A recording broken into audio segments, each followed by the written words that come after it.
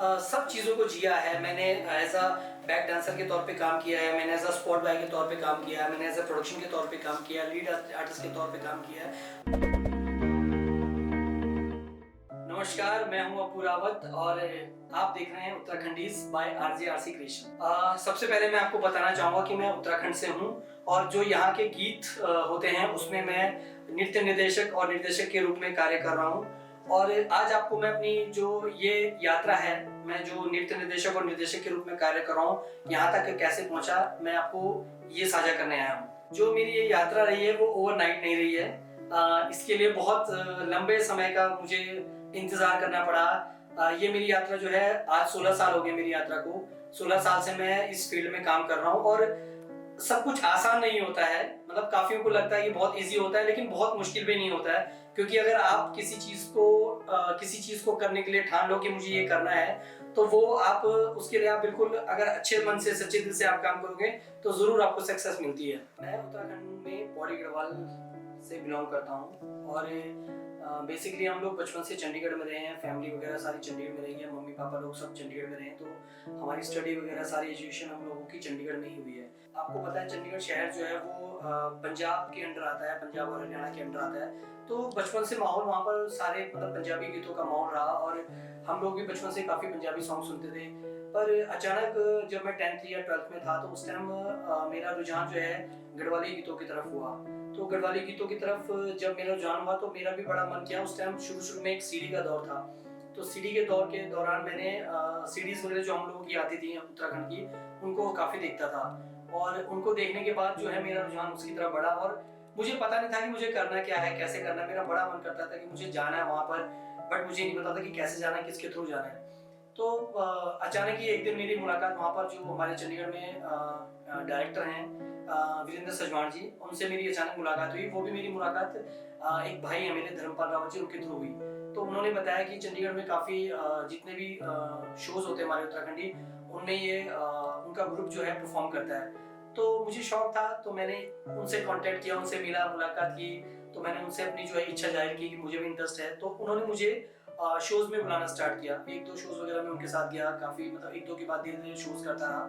और अचानक उनके पास एक दिन एक शूटिंग आई उत्तरकाशी की। तो उत्तरकाशी की शूटिंग के दौरान मैंने उनसे मुझे पता लगा कि मुझे शूटिंग में वो जा रहे हैं, तो मैंने थोड़ा सा उनको थोड़ा सा रिक्वेस्ट की कि मुझे भी अपने साथ ले चलो। मैं खाली बस जाना चाहता हूँ, चाहे मैं कुछ ना करूँ, आपके साथ ही चला जाऊँ, तो मैं जाना चाहता हूँ। तो वो टाइम था, तो उसके बाद वो मुझे ले गए उत्तरकाशी शूट में। और पहली बार मैंने वो शूट देखा, उत्तराखंडी शूट देखा मैंने। वो गढ़वाली एल्बम थी। उत्तरकाशी में हम लोगों ने 14-15 दिन बिताए, बट बहुत अच्छे दिन थे। और उसके बाद मैंने धीरे धीरे करके वहाँ पर मुझे उत्तराखंड के जो हमारे टॉप ऑफ द ट्री जिन्हें बोल सकते हैं, पन्नू गोसाई सर, वो मुझे मिले। तो मुझे बहुत अच्छा लगा। और वहाँ पर मुझे बिल्लू भाई भी मिले, जो बिल्लू भाई विनोद रावत कोरियोग्राफर थे, वो भी मुझे मिले। उनसे मेरी मुलाकात हुई और मैंने उनका हाथ तक पकड़ लिया। बिल्कुल मैंने उनको बोला, मैंने कहा भैया जहाँ आप जाओगे मैं आपके साथ जाऊँगा, मतलब मैं आपको नहीं छोड़ने वाला। और उन्होंने बहुत ज़्यादा मेरे को बोला कि नहीं, तू अपना घर रहे, चंडीगढ़ रहे, अपनी स्टडी कर, अपना ये कर, वो कर, काफ़ी कुछ समझाया, बट मैंने बिल्कुल नहीं माना। और मैंने उनको बिल्कुल ऐसे पकड़ लिया कि बस मैंने छोड़ना ही था उनको। सो उन्होंने फिर मेरे को अपने धीरे धीरे अपने साथ मेरे को शूटिंग्स वगैरह में बुलाते गए। मैंने उन्हें बोला भी भैया, मैंने कहा मुझे कुछ नहीं चाहिए, बस आप मुझे एक बार अपने साथ रख लो और मैं आपके साथ जितने भी आप शूट्स करते हो, मैं उनके साथ आपके पीछे बैक डांसर के तौर पे काम करूंगा। सो मैं जब बैक डांसर के तौर पे काम कर रहा था, तो उस टाइम मुझे ये था कि मैं कर क्या रहा हूँ, मुझे धीरे धीरे मुझे चीज़ें सीखनी है। जब मैं एक बार मैं घुस चुका था, मुझे पहले बिल्कुल नहीं पता था कि मुझे करना क्या है, लेकिन जब मैं एक बार घुस चुका था तो उसके बाद मैंने धीरे धीरे ऑब्जर्व किया चीज़ों को कि इसमें लीड आर्टिस्ट भी हैं, लीड एक्टर्स भी है, डायरेक्टर भी है, कोरियोग्राफर भी है, डीओपी भी हैं और काफ़ी चीज़ें हैं। तो काफ़ी बड़ा क्रू होता था और मुझे धीरे धीरे लगा कि यार इसमें स्कोप है, काफ़ी है।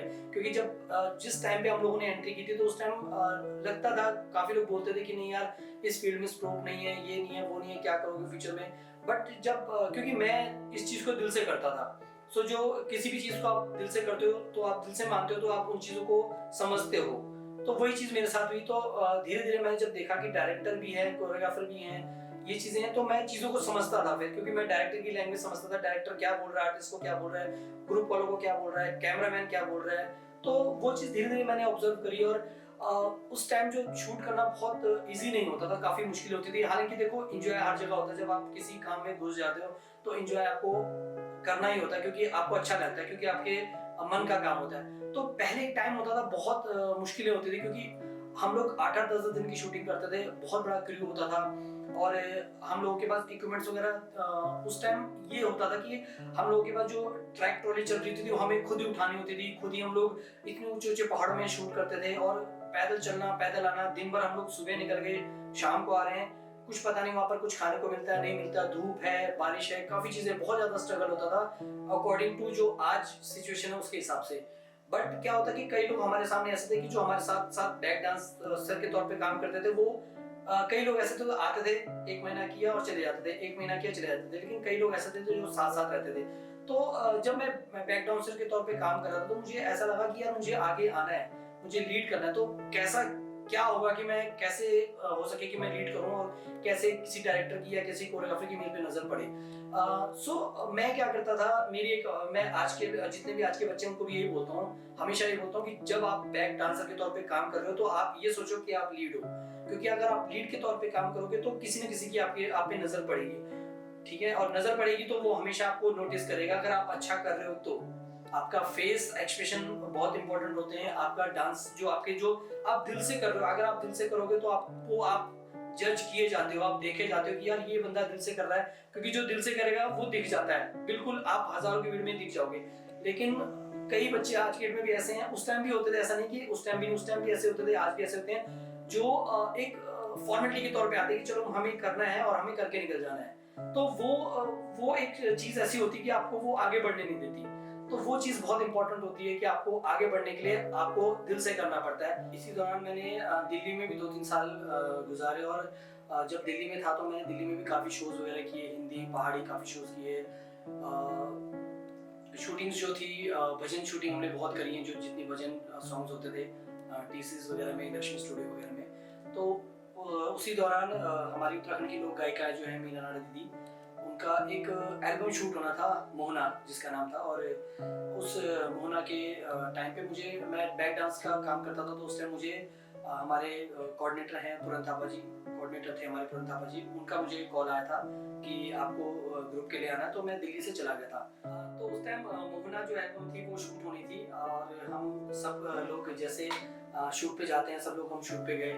तो शूट हो रहा था, रात को मोहना गाना शूट होना था बट हो नहीं पाया, और अगले दिन जो है दूसरा गाना शूट हो रहा था जो जमीना को पानी, और उसके लिए जो लीड आर्टिस्ट था वो टाइम से पहुंचा नहीं, या आई थिंक शायद कुछ ऐसा था कि वो पहुंच नहीं पा रहा था, उससे कोऑर्डिनेशन नहीं बन पा रहा था। तो पूरे यूनिट में ऐसा हो गया माहौल कि क्या करें, पूरा दिन खराब हो जाएगा, कैसे करेंगे क्या करेंगे, काफी चीजें हुई। सो डायरेक्टर बैठे थे, मीना दीदी बैठे हुए थे, और जो अरविंद नेगी हमारे डायरेक्टर हैं वो बैठे हुए थे, शिपू भाई मेकअप में बैठे हुए थे, अनिल गोरिया जी बैठे हुए थे, काफी लोग डिस्कस कर रहे थे क्या करना है क्या नहीं करना। और हमारा ग्रुप था जो था वो 10 लड़के 10 लड़कियों का ग्रुप था।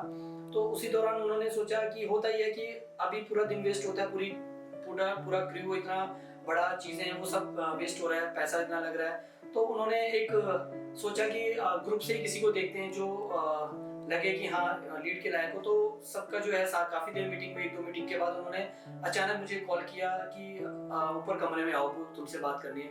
तो वो दिन था। उसके बाद क्या हुआ कि वो उस टाइम मुझे चांस मिला, उन्होंने बोला कि आप ये गाना करोगे, और मैं मतलब बहुत मतलब शौक हुआ, खुश भी हुआ था कि मतलब मुझे अचानक ये सरप्राइज, क्योंकि कोई ऐसा नहीं था, मैं एज अ ग्रुप के तौर पे गया था। तो बहुत होता ही है, अचानक आपको चीज मिल जाए तो बहुत खुशी होती है। तो मुझे ऐसा लगा कि मतलब मेरी डेडिकेशन देख के उन्होंने मुझे ये इस रिजल्ट पे पहुंचे, क्योंकि वहाँ पे 10 लड़के थे, 10 लड़कियां थी, मतलब लड़कियों की तो बात नहीं कर रहा, लेकिन लड़कों के 10 लड़के थे, मेरे को मिला के 10 लड़के थे। तो 10 लड़कों में से उन्होंने मुझे चूज किया। मैंने बाद में अरविंद भाई से पूछा तो उन्होंने बोला मुझे कि कुछ लोग होते हैं जिनकी हम डेडिकेशन देखते हैं इस फील्ड में, इस काम के प्रति डेडिकेशन देखते हैं, आप लोग अच्छा करते हो, फेस एक्सप्रेशन अच्छे देते हो। तो उन्होंने मतलब ये सारी चीजें बोली, तो वो गाना मुझे मिला, और वहां से मेरी जो है लीड की जो है यात्रा स्टार्ट हुई, और मुझे बहुत अच्छा लगा। वो एल्बम में जो गीत था मोहना, वो काफी अच्छा लोगों ने पसंद किया, बहुत पसंद किया लोगों ने, बहुत अच्छा गाया था मीना दी ने। तो वो एक टाइम था। उसके बाद मैं धीरे धीरे गाने करता रहा, और जब मैं गाने करता था तो साथ में होता है कि आप जब गाने करते हो तो दूसरों के गाने भी देखते हो और अपने गाने भी देखते हो। तो मैं कई बार पता है क्या सोचता था, होता है देखो परफेक्ट तो कोई नहीं होता, कईयों के काम में कुछ कमी होती है, हमारे काम में भी कमी होती है, लेकिन प्रॉब्लम ये होती है कि जब मैं दूसरों के गाने देखता था तो मेरे को ये लगता था कि कहीं ना कहीं कमी महसूस होती थी कि यार इसमें ये हो जाता तो कैसा था, इसमें ये होता तो कैसा था। तो मुझे उस टाइम बहुत महसूस होता था, मतलब मुझे लगता था कि यार मतलब काश मैं होता तो मैं क्या करता। मतलब ये चीज मेरे मन में स्टार्टिंग से थी, बहुत टाइम से थी कि मतलब मैं ऐसा होता है जिसकी जगह तो मैं क्या करता। लेकिन मैं एक एज आर्टिस्ट था, उस टाइम लीड आर्टिस्ट था, मेरे पास कोई ऑप्शन नहीं था कि मैं उस चीज को करूं।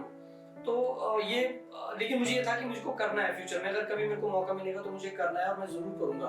तो वो एक टाइम था, मैंने धीरे धीरे स्पेंड किया उसको। मैंने कहा जब तक मैं सीखूं ना, हालांकि सीख तो आज भी नहीं, और सीखता इंसान हमेशा जिंदगी भर सीखता रहता है, बट मुझे था कि मैं सीखता रहूं। धीरे धीरे मैं कैमरामैन को देखता था कैसे कर रहा है, डायरेक्टर को देखता था कैसे कर रहा है, क्या है क्या नहीं, सब चीजें करता रहता। तो धीरे धीरे स्टेप बाय स्टेप आप जब चढ़ते हो, चीजों को करते हो, तो आपको काफी चीजें पता लगती है। तो मेरे को फिर उस टाइम ऐसा होता था कि नहीं यार, मैं जब मैं डायरेक्टर बन जाऊंगा, डायरेक्शन में काम करूंगा, तो मैं इन चीजों पे सुधार करूंगा, ये करूंगा वो करूंगा। काफी चीजें मन में थी, तो मन में रहती थी वो, जब तक हम लोग एक एज अ लीड आर्टिस्ट के तौर पे काम करते थे। दरअसल जब मैं ऑटोमोबाइल इंजीनियरिंग कर रहा था तो उस टाइम वो उसी टाइम से मेरे मन में कुछ ऐसा था कि मुझे ये जो डायरेक्शन वाला फील्ड था वो उससे रिलेटेड मेरे मन में था कि मुझे कुछ करना है। लेकिन मुझे बेसिकली ये नहीं पता चल रहा था कि मुझे कैसे करना है, क्या करना है, और इसका जो रास्ता कहाँ से जाएगा। तो और आज मैं जो डायरेक्शन का वर्क कर रहा हूँ मैं इसलिए कर पा रहा हूँ क्योंकि मैंने इन सब चीज़ों को जिया है। मैंने एज अ बैक डांसर के तौर पे काम किया है, मैंने एज अ स्पॉट बॉय के तौर पे काम किया है, मैंने एज अ प्रोडक्शन के तौर पे काम किया है, लीड आर्टिस्ट के तौर पे काम किया है। तो मैं तभी जो इन सब चीज़ों का अनुभव जो मेरे अंदर है, मैं वो आज अपने गीतों में दिखा पाता हूँ। और मेरा ये मानना है कि जितने भी बच्चे आज के डेट में काम कर रहे हैं, अगर वो इन चीज़ों को स्ट्रगल ना मानकर, इन चीज़ों को अगर लर्निंग प्रोसेस माने, तो मेरे ख्याल से वो सक्सेस को बहुत जल्दी अचीव कर लेंगे। So thank you so much, धन्यवाद।